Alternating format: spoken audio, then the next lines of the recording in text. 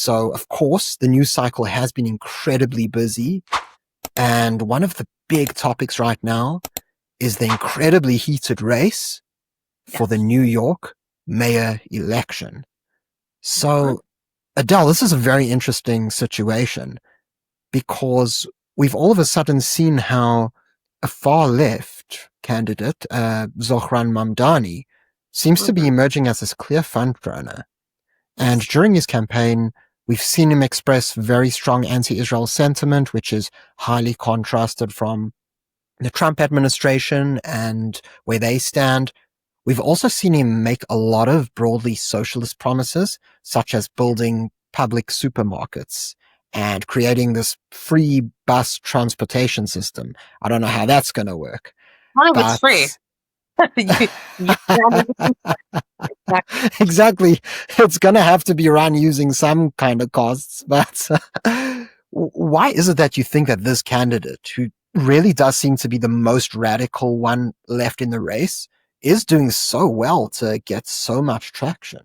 That's a great question. I think people are so emotionally driven these days that they've, as a result of also the university systems, indoctrination, you want to call it, policies, they want them to stop asking questions. They want them to stop questioning everything. They're emotionally driven. What's their bottom line? What's going to make them help them feel better? And Mamdani is winning because he's turned pain into politics. New Yorkers, you've seen the cost of living in America. It's gone up. New Yorkers are desperate under the weight of rent, food, transit costs, right?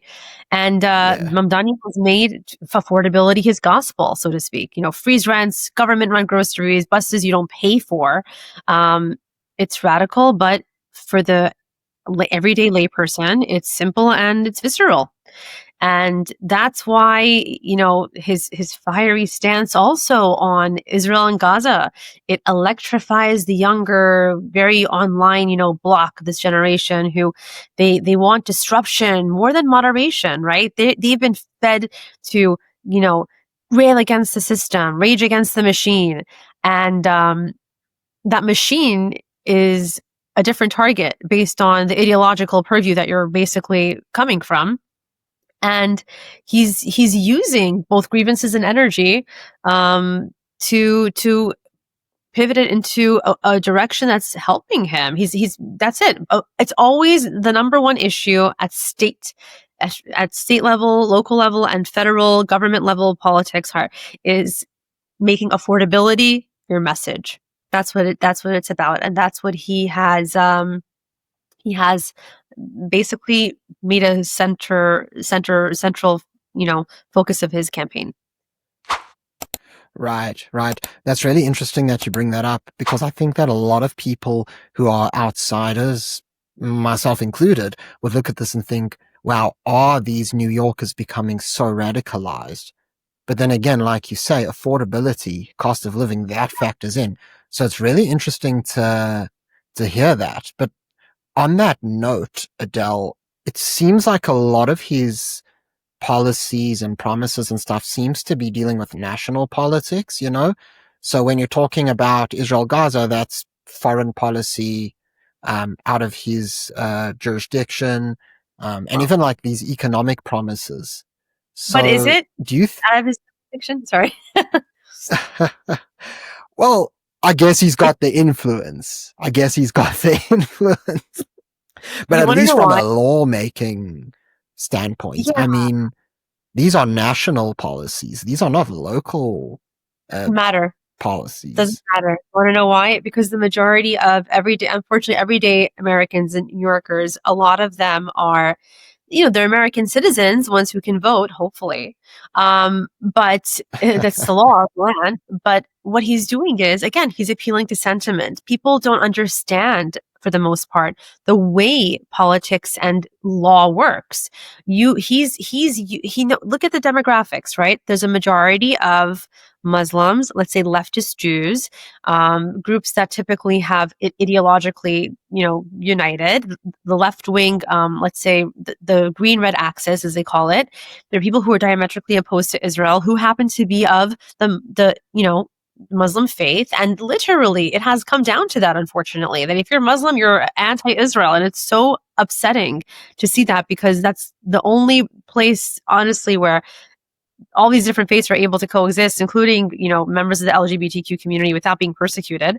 But that's why it resonates. They don't understand that he is speaking at a national political level that he has no real say in affecting. But it helps people think that it translates into what's going to happen in their neighborhoods. So it's that. And it's also the fact that I think he's signaling to the potential to have a even higher political, run in the future. So he's trying to lay the platform right now. So down the line in 10, 20, whatever years, when he decides to, let's say, run for higher office, if he gets that far, people can look back and say, wow, look at his platform. We want to vote for him. Right, that's really interesting. So he could actually be playing the long game. But then my other question, sorry, go ahead. No, it's okay. I think so. I really do. Okay, interesting. My other question on this point is that you did mention that it seems like almost like a lot of people don't really know what they're voting for. So do you think that there's basically a lot of voter education that needs to happen? Of course. Absolutely. The problem is politics has become so toxic of a word and such a polarizing word that many people just don't want to be politically engaged. I don't know if now that what has transpired with Charlie, with Irina, oh my God, Irina also being executed with a pocket knife. This young lady who came to America for a better way of life. Are we speaking of the Ukrainian refugee who was murdered on the bus? That's right. That's right. She was butchered. Yeah. And just these two tragedies striking right within on American soil, within days of each other. This is definitely we're looking at, honestly, something needs to change, and I think people are maybe going to be politically more activated. But no, typically people just want to stay away from politics because of how divisive it is and how toxic it's become. But I think you cannot destroy or change a system if you don't first understand it. That's why, even look at the workplace, right? Before someone becomes these parents who are truly raising their kids for success, let's say they own companies. Yeah, you can hand it over to your kid and have them ruin the whole company because they don't understand every single brick and mortar piece of it from start to finish. Successful parents will take their children, make them start by being dishwashers, cleaning the bathrooms, scrubbing the floors, let's say, right? And then building their way up to being, the clerk, secretary, managing finances, getting up. Then you can be the CEO, the executive, whatever it is. But you have to be able to get your hands dirty. You have to be willing to get in there and understand every single nook and cranny of that corporation that you're going to one day, someday, be inheriting to run. And I think that people who think they understand politics, they don't, because they don't have the basic principles of understanding the difference between national versus federal politics. And that's a very important point that you just laid out there. Right. So let's talk a bit of strategy, Adele. So something that I really wanted to highlight, right, is that we did see quite a few prominent polls come out in the past week. We saw the New York Times Siena, we saw Emerson, we saw Quinnipiac. And what seems to be going on is that if we look at the timeline, Mamdani seems to be gaining support the entire time. I mean, a lot of these polls, we do need to understand, have very small sample sizes. So if we look at Quinnipiac, it's just under 1,000 people. There are a few others, such as Public Policy, which are only around like 500. But we're still seeing a general trend where Mamdani is well within the double digits ahead of his closest rivals. And so I'd actually like to ask you, Adele, do you see any way back into the race for the likes of an Andrew Cuomo? Honestly, here's what I think has to happen. I'm putting on my political analysis hat strategically. Great. Curtis Sliwa obviously is a long shot, right? I think that Eric Adams obviously is also a long shot, obviously. But what I believe will help if people are really looking to defeat Mamdani, then I think Mayor Adams has to drop out of the re-election. I think he needs to endorse Andrew Cuomo, which will give a significant boost. And I think that Curtis Sliwa remaining in the race will also obviously take, the votes away. But I think between Cuomo and Adams, if one of them has to drop out, I think it should be Adams, and he should really put his weight behind Cuomo. And I think that will be a very, very important and big boost for Cuomo to defeat Mamdani. You want to up the ante a little more? Sliwa drops out and endorses Cuomo, which he won't do. But you're splitting the vote here, right? And I think that when it comes down to it, Adams dropping out hurts Mamdani the most because it unites diverse moderates and minority voters under Cuomo mostly. And also some of those votes will also go to Sliwa, Curtis. So that's what I think needs to be done. Putting ego away, which is tough in politics, but putting your state first, if they really believe in that, that's the way to do it. Right. I think that's incredibly great strategic advice because, believe it or not, if we take a look at these polls here, we do have the ability to filter through the polls where Adams drops out. Okay. And as soon as he drops out, it's just like you said, Adele. Again, we're looking at very small sample sizes, like 500 people, 1,000 people, but look how many more votes Cuomo gets. And we even have some polls where Cuomo actually gets ahead of Mamdani, and that's still with Sliwa in the race. But Adele, do you reckon that Sliwa should actually consider dropping out as well? I know you said that he probably won't. Can you do me a favor? Can you run this just showing Adams in the race and Sliwa dropping out and just seeing if those numbers will what they show? I'd love to see that. All right. So we don't have a situation where Adams remains in and Sliwa drops out, but we can actually show a head-to-head with Mamdani and Cuomo. I'm not sure if that maybe helps, Adele. Yeah, I mean, technically they would need to have Sliwa in the race anyway. Yeah, I get what you're saying. But even if we take a look at these, I mean, it's not very encouraging either way. I don't know if I entirely believe that Mamdani would get over 50%. We've never seen...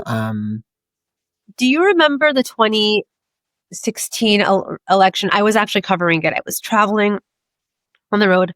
Polls said Hillary Clinton was... Everything pointed to Hillary Clinton, Hillary Clinton, Hillary Clinton. She lost.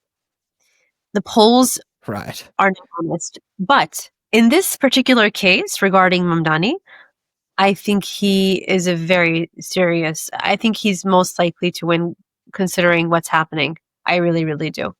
Wow. So now it's... Wow, that's really interesting to hear. Very few people are so honest about it. So it's very insightful to hear you actually confirm your belief.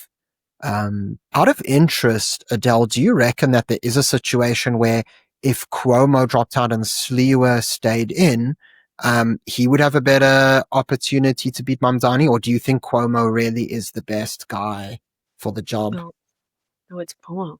I don't think Curtis Sliwa would win, to be honest with you. I hate to say it. You can try to simulate it. Mamdani versus Sliwa. Let's see it. No. Yeah. Again, it's pretty narrow. Unfortunately, we've only got the option of taking out Cuomo, taking out Adams. Actually, let's take out Cuomo just to see what happens. I wonder if Adams will beat Sliwa. Yeah. These polls are actually pretty. Of course. It's interesting.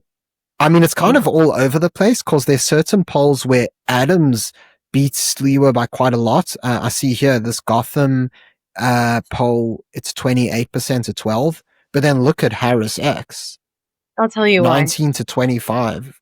Yeah. It's because New York, California, New Jersey, um, these are very increasingly blue states, left-leaning states, right? And Okay. in a head-to-head with, a Republican like Sliwa, who has his own views that are seen as controversial, obviously. I think that he's less likely to be victorious than someone who has the big D in front of their name on the ballot. Right. That does actually make a lot of sense. And it's funny how much that label matters because, I mean, Eric Adams is probably the most conservative Democrat, if we could call him that. And Yes. Cuomo himself is Blue definitely collar. at right. Right. Exactly. And I mean, Cuomo, I would say is, you can always correct me if I'm wrong, but I would say he's pretty centrist. He's definitely not this left leaning or radical kind of candidate. So it's No, pretty they're interesting. So I guess, according to what you're saying, the ideal situation, if we can just take it back to Mamdani versus Cuomo, would be like you said, Adams drops out, and then Sliwa's also just got to read the writing on the wall. I think he's going to stay in it though because he's not giving up on politics, and he would see that as a signal of defeat to his party. Um, I do Wow. think though, harkening back to what you said previously about the label has effect, Democratic label, 100%. But I think that's changing too. I think more people are increasingly becoming disenchanted with, and have been for the past, I'd say, since Donald Trump became president in 2016, increasingly disenchanted with the Democratic Party because its value system has been exposed, especially with the progressive wing of its base that has been honestly the biggest disruptor of the true underlying, let's say, principles of what the party once stood for. So let's see how this all plays out. But I have a feeling it's not going to be very positive. I mean, I have to say something also. If you look at what's happening in Europe, okay, actually, we'll get to that probably. I'd love to talk about it at some point, but we should talk about what's happening in Europe and juxtapose it against what's happening in America, right? Mamdani Okay. is essentially, with his views, kind of a anyone who has understood history and is looking at what's happening culturally and politically in Europe will wake up and see that Mamdani exudes those same exact ideology, those same exact thoughts, and that's incompatible with the way America is supposed to be run. So um, they're voting for him. He's most likely going to win based on how everything is going currently. But let's see how it all plays out. I hate to say I told you so. Right. So we've got some pretty big calls there. So straight up, it looks like, at least if we can summarize your view, Mamdani's in it to win it. Cuomo has an outside chance, although not a very likely chance. And He has a otherwise, basically, lower chance. okay. But then, of course, as we've kind of rehashed, Adams and Sliwa are just wasting their time. You know what it is? At the end of the day, it's never a waste of time because they have their own goals long term. Even if Mr. Sliwa doesn't believe he'll win, Mr. Adams doesn't think he'll win re-election. Um, this isn't the end of the road for them. So there's a benefit for them to also stay in, and that's part of the reason why Nikki Haley stayed in as long as she did in the presidential race, even though she knew she technically wouldn't win the nomination. There's always something bigger at play behind the scenes that the public isn't aware of.